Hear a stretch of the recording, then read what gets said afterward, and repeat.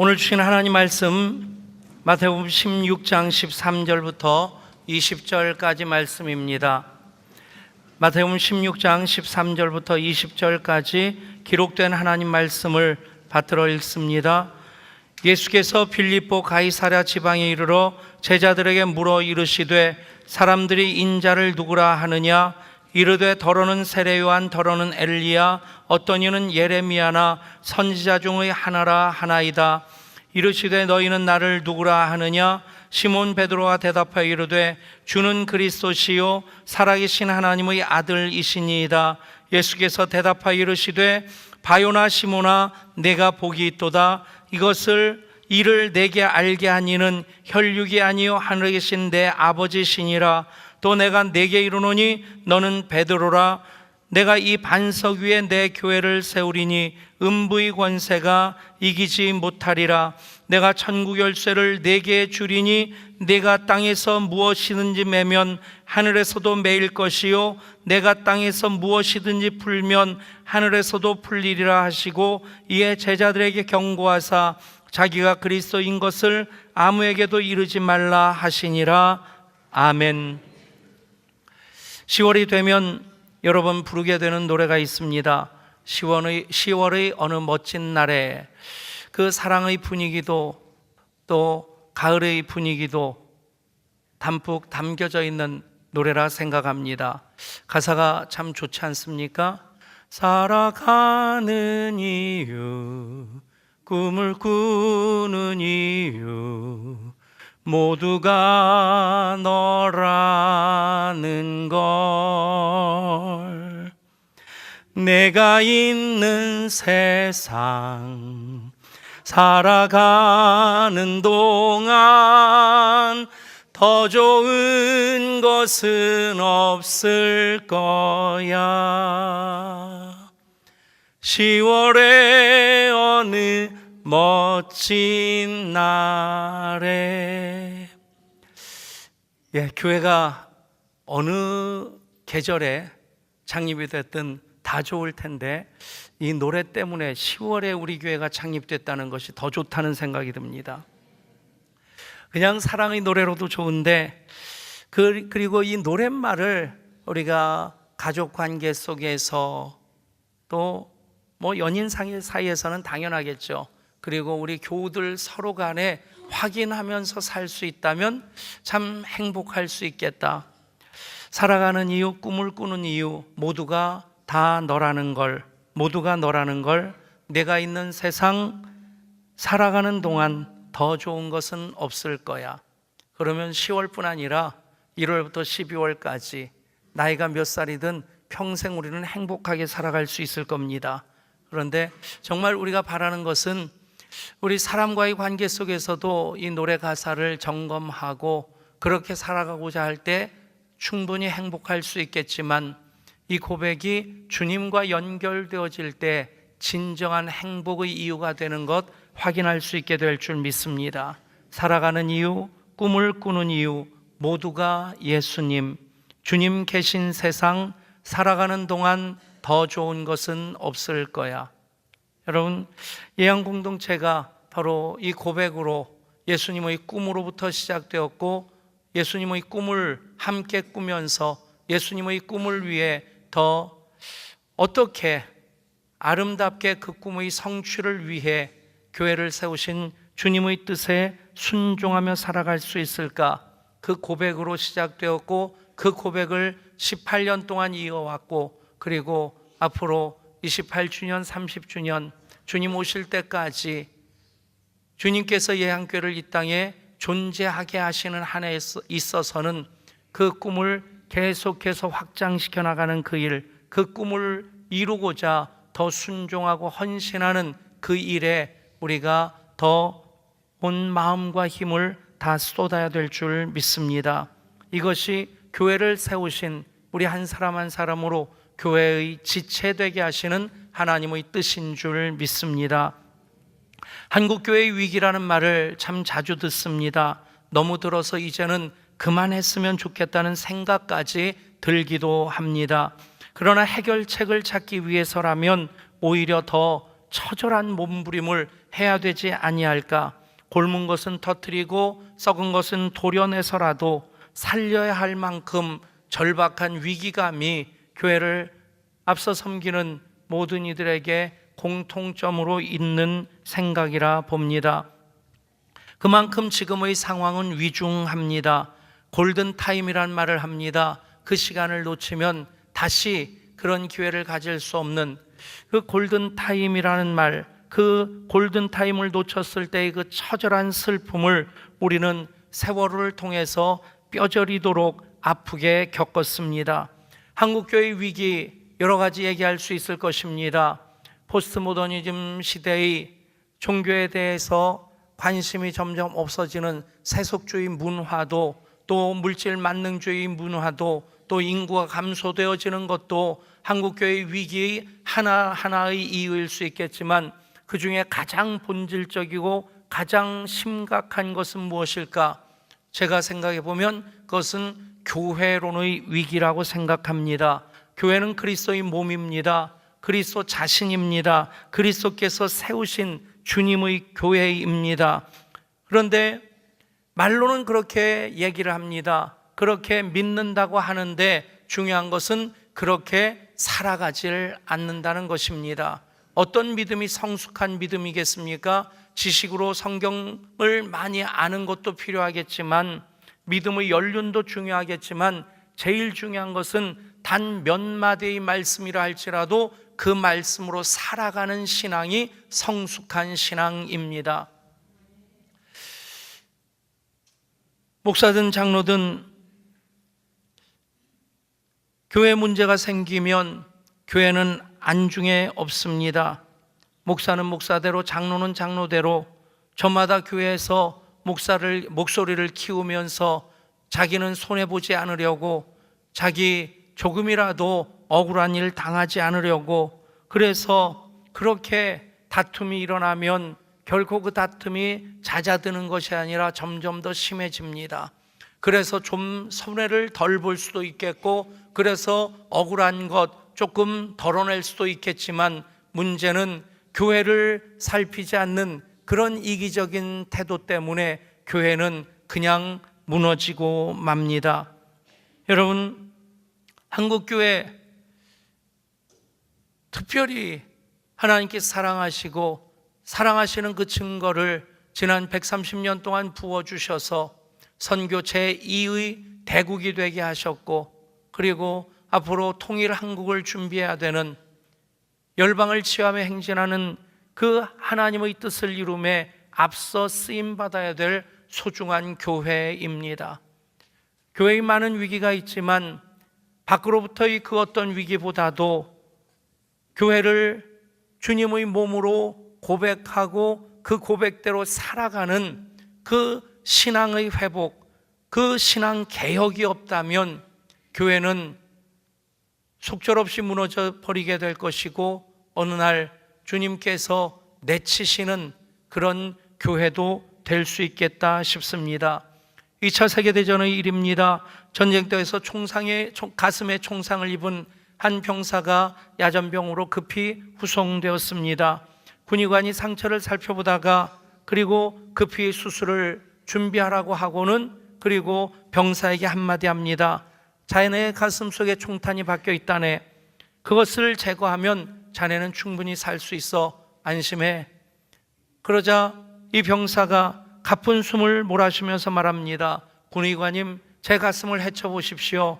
그곳에 총탄만 있지 않을 것입니다. 그곳에는 제 조국 프랑스가 담겨져 있는 것을 보게 될 것입니다.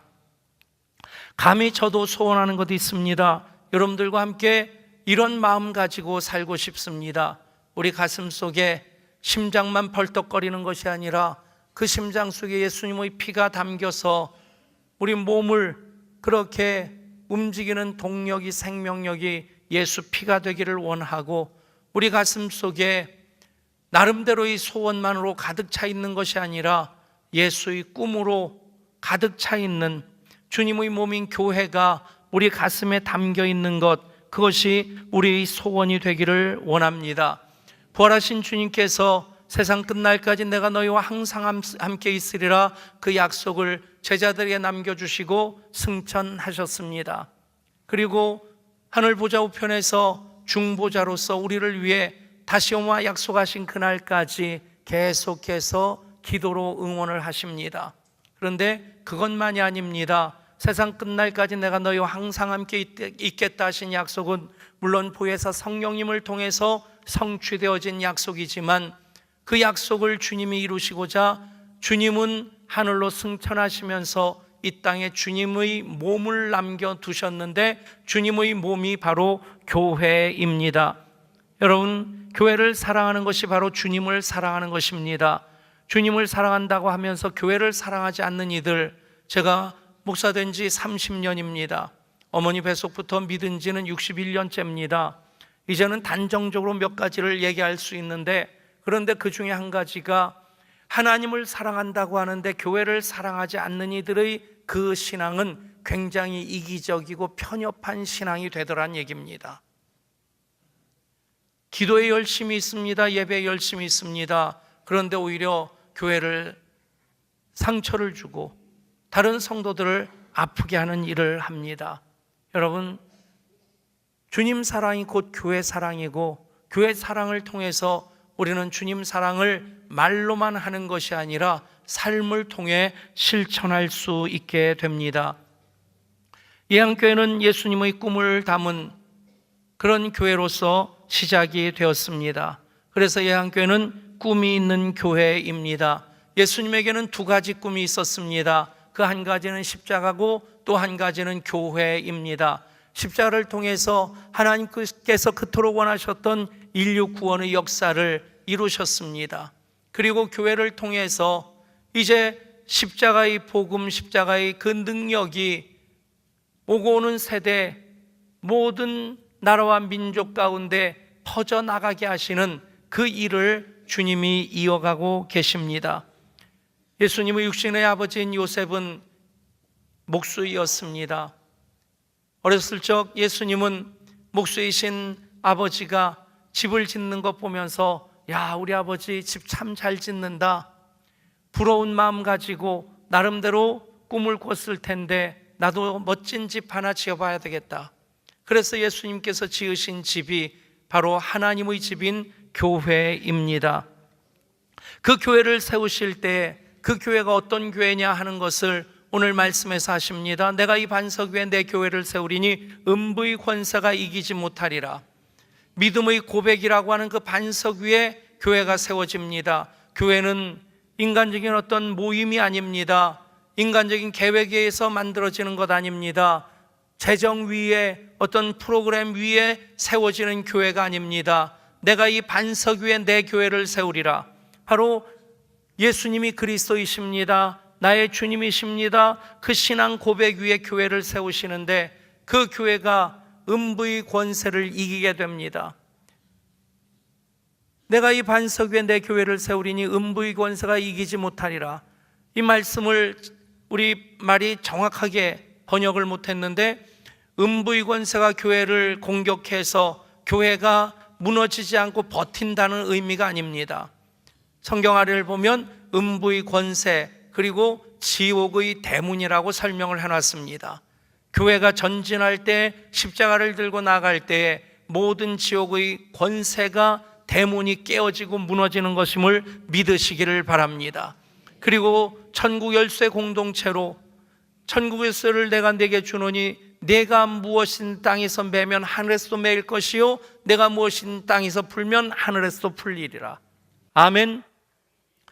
종교개혁의 이유 중에 하나가 중세 기독교회가 이 천국 열쇠 공동체로서 하나님께 영광을 돌리는 것이 아니라 교권만 강화시키고 그 위에서 호의호식하면서 명예와 권세 하나님께 돌려드릴 영광을 가로채는 그 일로 인해서 이 말씀을 성경학자들도 조금 조심스럽게 해석을 합니다. 그러나 이 말씀 그대로입니다. 주님의 몸인 교회에 천국 열쇠를 주셨습니다. 어느 정도 권한을 위임해 주셨냐면 하늘에서 매이면 땅에서 매이는 것이 아닙니다. 하늘에서 풀면 땅에서 풀리는 것이 아니라 땅에서 무엇이든지 매면 하늘에서 매이고 땅에서 무엇이든지 풀면 하늘에서 풀립니다. 아멘. 여러분, 이것이 교회의 권세입니다. 예한교회는 그런 꿈으로부터 시작되었습니다. 예수님의 심장 속에 있는 교회를 세우고자 하는 그 절박한 마음, 5년 담임 목회하면서 열심히 사역은 하지만 행복하지 않았습니다.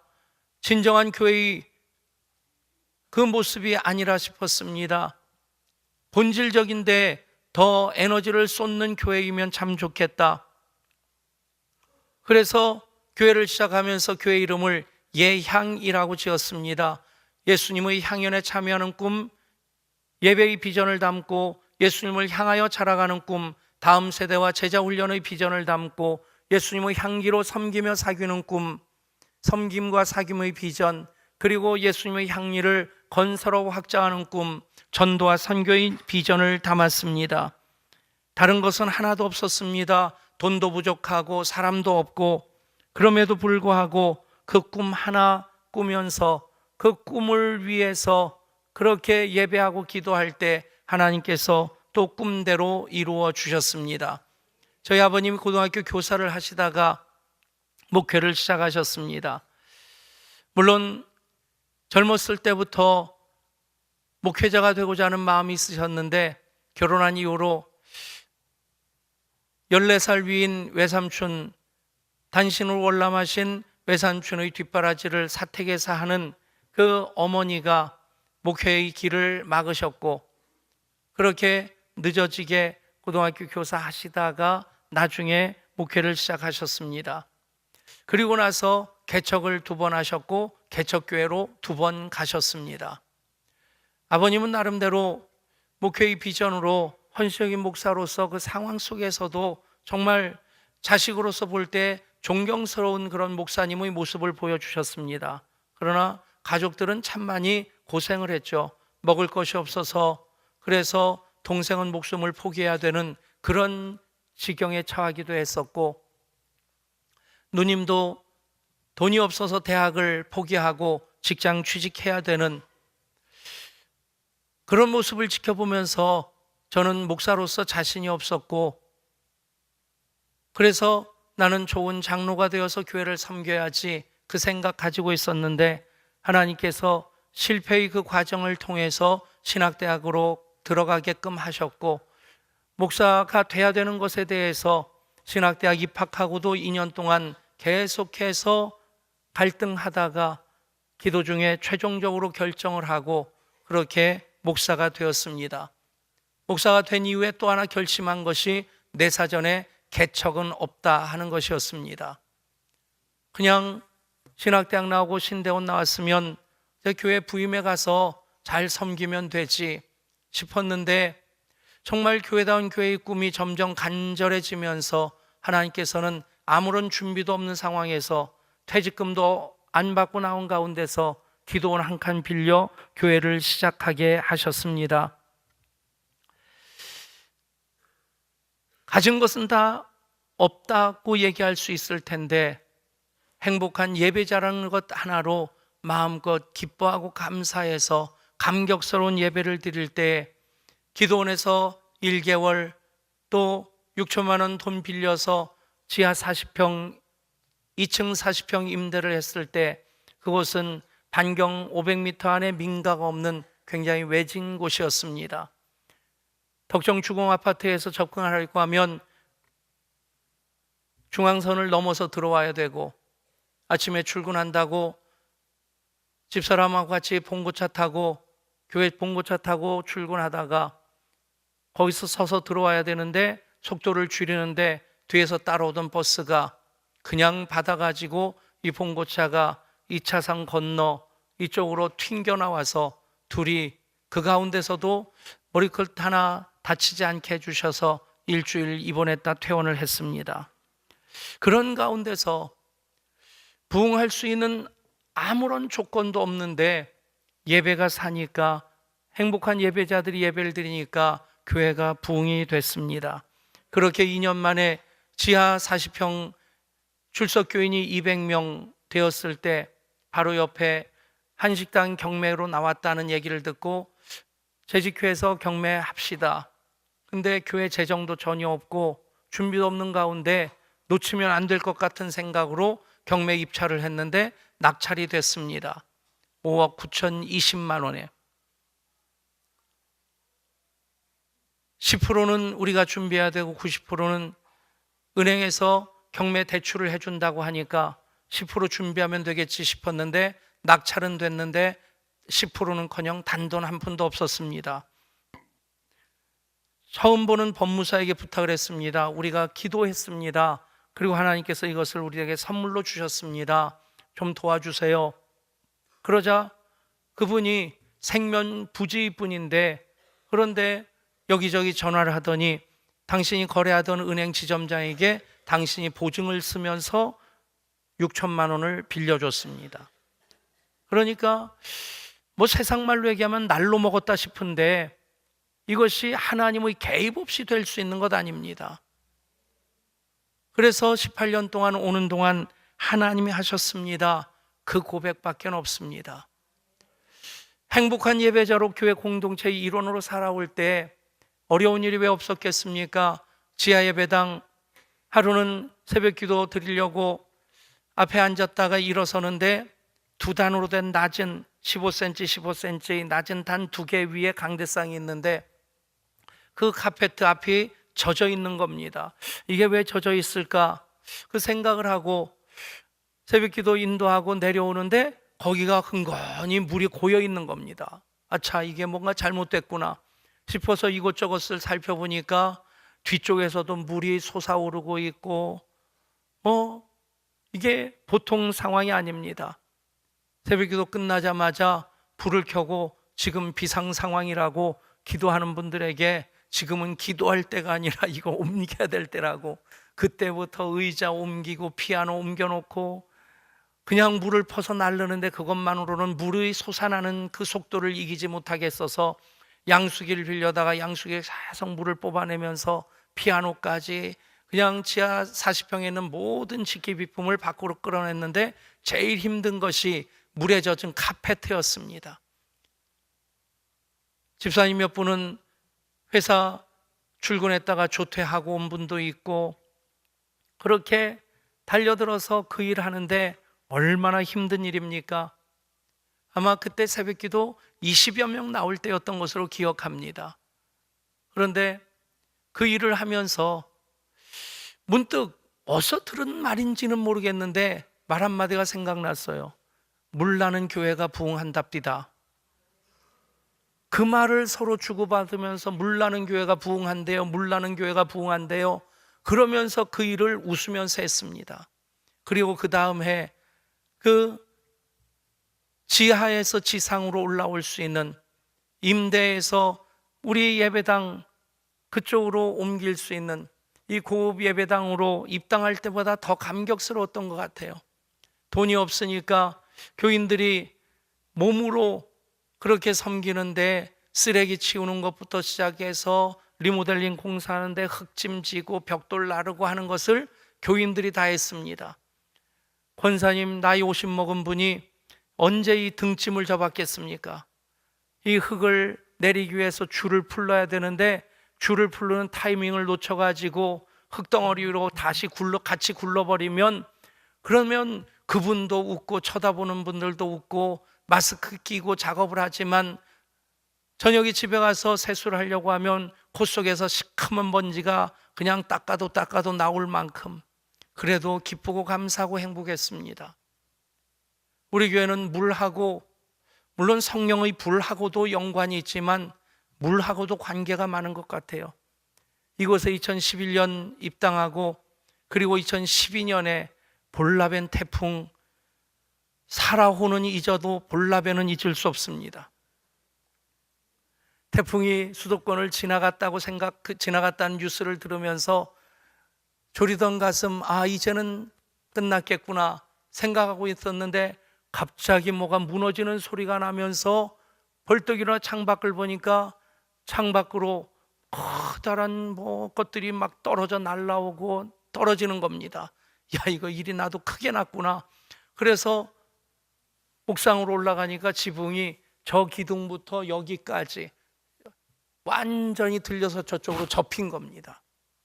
그리고 접히면서 나머지 부분들이 떨어져서 깨져서 날아가고 떨어지고, 그때가 오후 3시쯤 되었는데 교인들이 연락받고 달려와가지고 그때부터 이 지붕을 천막으로 막아야지, 안 그러면 이 천장이 석고보드로 된 건데 이게 무너지면, 물 먹어서 무너지면 그 다음엔 대책이 없는 겁니다. 그러면 이거 다시 복구하는 시간도 또 재정도 엄청난 것이 돼서 교인들이 어떻게든 이것을 막아보려고 그 H빔 위로 다니면서 하는데, 저는 막 아슬아슬한 거예요. 거기서 떨어지면 이 아래 끝까지 한 15m는 됩니다. 집사님 한 분은 그 천정에서 작업하다가 미끄러져 발 하나가 쭉 빠지고 나니까 얼마나 소름이 끼치겠어요? 말도 안 하고 조용히 내려가서 2층, 3층커녕 2층도 안 올라가고 밖에서 마대자루에다 모래 담는 그 일만 하고, 여자 집사님들은 여기서 떨어지는 물 받아서 버리고, 그리고 닦아내고 의자 치우고, 남자 집사님들은 수십 명 위에 올라가서 고개하듯 아슬아슬하게 그 위를 왔다 갔다 하는데 정말 처절한 겁니다. 그러다가 날이 저무는데 이제는 지붕 무너지는 게, 천정 무너지는 게 문제가 아니라 누구 한 사람 미끄러져 떨어지면 이건 뭐 목숨 부지할 수 없는 대형 사고가 되겠더라고요. 집사님들에게 할 만큼 하셨으니까 내려갑시다. 하나같이 어떻게 그냥 내려가냐는 겁니다. 그렇게 비 맞으면서 바람을 온몸으로 받으면서 꼬박 밤을 새워 새벽 4시, 5시까지 이거 씌운 겁니다. 그래서 이게 안 무너진 거예요. 그리고 또 아침 10시쯤 또 몰려들어서 뒷작업한다고 수십 명이 그렇게 애쓰셨고, 여러분, 주님의 몸된 교회 그냥 세워지지 않습니다. 이런 눈물이 있었고 땀이 있었고 이런 수고와 헌신이 있어서 주님께서 그것을 기쁘게 받으셨기에 오늘의 예향교회가 있다 믿습니다. 그래서 우리 교회는 계속해서 그 꿈을 확장시켜 나가고자 합니다. 예향교회는 꿈이 있는 교회, 꿈대로 되는 교회입니다. 우리 교회의 사이즈만 자랑하는 교회가 아니라 블레싱 양주의 꿈, 양주를 축복하고 양주의 복이 되는 교회. 그래서 함꿈 프로젝트도 작은 발걸음이지만 시작합니다. 그것이 지역 경계를 넘어서 열방을 치유하며 행진하는 사역으로 이어지고자, 그래서 몽골 예담동산도 하고 남아공 예담동산도 합니다. 남아공 예담동산의 중심 역할을 했던 프리토리아 한인교회 사랑의 교회 김준기 목사님이 우리 교회 게스트룸에 며칠 계시다가 지난 금요일 날 저녁에 남아공 예담동산 1기, 2기 도우미들 같이 모였습니다. 그분들을 보는 것만으로도 대견한 마음이 있고, 또 그분들 서로도 그런 생각이 있는 것 같아요. 우리는 사선을 넘은 동지다. 2만 킬로 넘는 그곳까지 가서 이곳에서 예담동산 섬기는 것 5배 이상 어려운 일을 했던 그분들, 여러분, 그 모든 과정이 우리 꾸는 꿈을 하나님께서 이루어 가시기를 소원하시기에 그 꿈을 위해 헌신하는 과정입니다. 한 공동체가 쇠퇴하거나 정체할 때 나타나는 공동적인 징후가 있는데 그것은 꿈이 사라진다는 것입니다. 나라도 꿈을 이루면 망하고 맙니다. 회사도 경영자가 꿈을 이루면 그 회사도 망하고 맙니다. 교회도 마찬가지입니다. 하늘 꿈을 잃어버린 교회는 오히려 하나님의 근심거리가 됩니다. 세상의 비난거리가 되고 맙니다. 사랑하는 여러분, 주님께서 세우신 교회, 그 교회를 교회다운 교회로 세우는 그것이 우리의 꿈이 되고, 그 과정이 꿈대로 이루어지는 과정이 되어야 될 줄 믿습니다. 18주년 맞이하면서 우리는 그렇게 고백합니다. 하나님이 하셨습니다.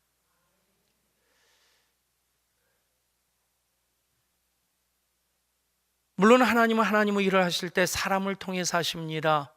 저도 목회를 잘하고 싶고 제대로 하고 싶은 마음에 많은 선배 목회자들 배우려고 하는 마음으로 나름대로 연구를 해봤습니다. 어떤 분은 정말 탁월한 이 달변의 능력을 가진 분도 있고요. 어떤 분은 대단한 지적인 능력을 가진 분도 있고, 어떤 분은 시대를 읽는 통찰력을 가진 분도 있고, 어떤 분은 아주 탁월한 은사를 가진 분도 있고, 그런데 그것들을 가지고 있다고 다 하나님이 쓰시는 것 아니더라고요. 하나님이 쓰시는 그 사람들이 공통점, 저 나름대로 한 가지 발견한 것은 그 한 사람 한 사람이 은사가 어떻든 재능이 어떻든 그 속에 주님의 교회를 사랑하는 마음이 탁월할 때 하나님이 사용하신다는 것입니다. 사랑하는 여러분, 주님의 몸된 교회를 사랑하십시오. 그것이 주님 사랑의 실천이 되도록 해보십시오. 그러면 주님이 그만큼 소중히 여겨주시고 또 책임져 주십니다.